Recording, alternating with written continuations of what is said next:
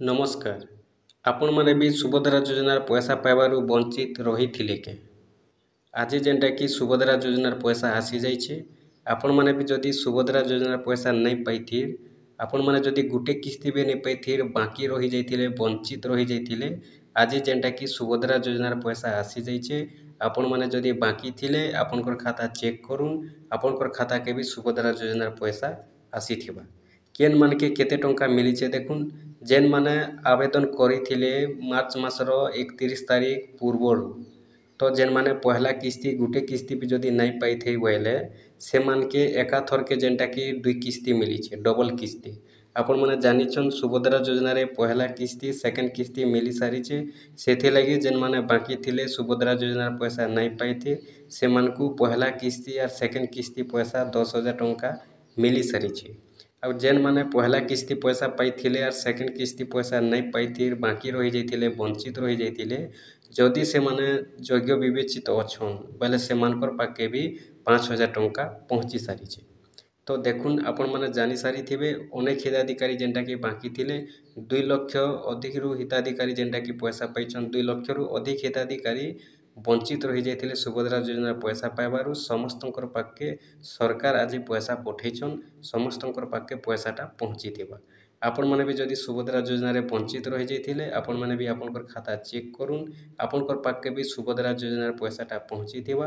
ଆପଣମାନେ ବି ଯେନ୍ଟାକି 10,000 ଟଙ୍କା ପାଇଥିବେ।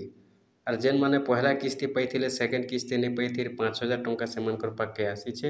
ଆର୍ ଯେନ୍ମାନେ ପହଲା କିସ୍ତି ଗୋଟେ କିସ୍ତି ବି ନାଇଁ ପାଇଥିର୍ ସେମାନଙ୍କର ପାଖକେ 10,000 ଟଙ୍କା ଆସି ସାରିଛେ। ତାରପରେ ଦେଖୁନ୍ ଯେନ୍ମାନଙ୍କର ପାଖକେ ପଇସାଟା ଯଦି ନାଇଁ ପହଞ୍ଚିବାର୍ ବେଲେ ଆପଣମାନେ ୱେଟ୍ କରୁନ୍। ଦେଖୁନ୍ ଯେନ୍ଟାକି ସବୁ ବ୍ୟାଙ୍କ ସମାନ ଭାବେ ପଇସା ଟ୍ରାନ୍ସଫର ନାଇଁ करे। କେନ୍ ବ୍ୟାଙ୍କ ଅଧା ଘଣ୍ଟା ପରେ ବି ଟ୍ରାନ୍ସଫର କରସି, କେନ୍ ବ୍ୟାଙ୍କ ଗୋଟେ ଘଣ୍ଟା ପରେ ବି ଟ୍ରାନ୍ସଫର କରସି। ଯଦି ଆଜି ଆପଣଙ୍କର ପାଖକେ ପଇସାଟା ନାଇଁ ପହଞ୍ଚିବାର୍ ଆପଣମାନେ ୱେଟ୍ କରୁନ୍। ଆଜି ନାଇଁ ପହଞ୍ଚିଲେ ଆପଣଙ୍କର ପାଖକେ କାଲି ସୁନିଶ୍ଚିତ ଭାବେ ପହଞ୍ଚିଯିବା। କିନ୍ତୁ ଆପଣଙ୍କର ଖାତା ଯେନ୍ଟାକି DBT କ୍ଲିୟର ଥିବାର ଅଛେ, NPCIଟା କ୍ଲିୟର ଥିବାର ଅଛେ ଆର୍ ଆପଣ ସୁଭଦ୍ରା ଯୋଜନା ପଇସା ପାଇବାର୍ ଲାଗି ଯୋଗ୍ୟ ଥିବାର ଅଛେ। ଆପଣଙ୍କର ପାଖକେ ପଇସାଟା ସୁନିଶ୍ଚିତ ଭାବେ ପହଞ୍ଚିବା। ଆଜି ଯେନ୍ଟାକି ଅନେକ ହିତାଧିକାରୀମାନଙ୍କର ପାଖକେ ପଇସାଟା ଆସି ସାରଲାନ ବି। ଆର୍ ଯଦି ପଇସାଟା ଆସୁଛେ ବେଲେ ଆପଣମାନେ ଯେନ୍ଟାକି ନିହାତି ଭାବେ ପାଇବେ। ପଇସାଟା ଆସୁଛେ ନାଇଁ ସେ ପଇସାଟା ଆସି ସାରଲାନ। ଏକ୍ଚୁଆଲି ଯେନ୍ଟାକି ଦେଖୁନ୍ ସରକାର ବି ଘୋଷଣା କରି ସାରଲେନ ଯେ ପଇସାଟା ଗଲାନ ବୋଲିକରି। ଆର୍ ଯଦି ଦେଖମା ବେଲେ ଆପଣଙ୍କର ପାଖକେ ବି ପଇସାଟା ଆସିଥିବା। ଆପଣଙ୍କର ଖାତା ଚେକ୍ କରୁନ୍, ନିହାତି ଭାବେ ଯେନ୍ଟାକି ଆପଣଙ୍କର ପାଖକେ ପଇସା ଆସିଥିବା ଯଦି ଆପଣ ଯୋଗ୍ୟ ହିତାଧିକାରୀ ଅଛନ୍ ବୋଇଲେ। ଆର୍ ଆପଣମାନେ ଯେନୁ ବି ଭିଡ଼ିଓ ଦେଖୁଛନ୍ ଆପଣଙ୍କର ପଇସା ଆସଲାନ କି ନି ଆସଲାନ ଆପଣମାନେ କମେଣ୍ଟ ବକ୍ସରେ ନିହାତି ଭାବେ ଟିକେ ଜଣାବେ। ଆମକୁ ବି ଯେନ୍ଟାକି ଭଲ ଲାଗ୍ବା, ଯେହେତୁ ଆମେ ବି ଭିଡ଼ିଓ ବନଉଛୁଁ ଆପଣମାନେ ବି ଦେଖୁଛନ୍। କେତେବେଲେ କେନ୍ ଅପଡେଟ୍ ହେଲା ଆମେ ବି ଦେଉଛୁଁ ଆପଣଙ୍କୁ। ଆପଣମାନେ ବି ସବୁବେଲେ ଅପଡେଟ୍ ଦେଖୁଛନ୍। ତ ସେଥିଲାଗି ଆପଣଙ୍କର ପାଖକେ ପଇସା ପହଞ୍ଚିଲାନ କି ନାଇଁ ପହଞ୍ଚିବାର୍ ଆପଣମାନେ ସେଇ ହିସାବରେ ଯେନ୍ଟାକି ଟିକେ କମେଣ୍ଟ କରିବେ, ଯେନ୍ଟାକି ବହୁତ ଭଲ ଲାଗ୍ବା। ତାରପରେ ଆପଣ ଯଦି ପଇସା ନାଇଁ ପାଇବାର୍ ଆପଣ ଚେକ୍ କରୁନ୍, ଖାତାକେ ଆପଣଙ୍କର ପହଞ୍ଚିଥିବା।